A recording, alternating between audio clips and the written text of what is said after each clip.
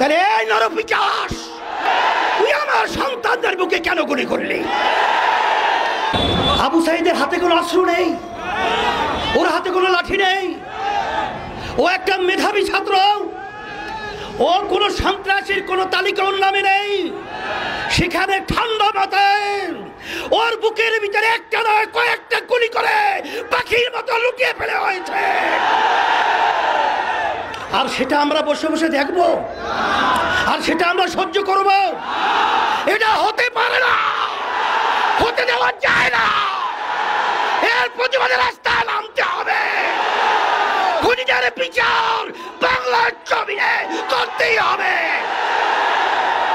আজকে এই প্রতিবাদ এবং এই বিক্ষোভের পূর্বে এই সমাবেশে বক্তৃতা দেওয়ার মতো কিছু নেই।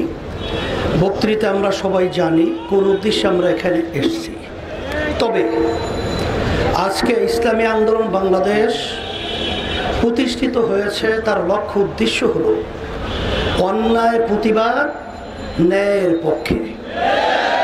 আজকে বাংলাদেশে যে তাণ্ডব চলেছে, যে হত্যাযজ্ঞ চলেছে, যে নৈরাজ্যতা চলেছে, যে অবিচার চলেছে, যে গুন্ডামি চলেছে, যে সন্ত্রাসী চলেছে, এবং আমার নিরীহ আমার ছেলেদেরকে যেভাবে নির্বিচারে পাখির মতো গুলি করে যেভাবে হত্যা করা হয়েছে, এটা দেখে কোনো সাধারণ যার ভিতরে একটু মানবতা রয়েছে কখনোই সে ঘরে ঘুমাতে পারে না।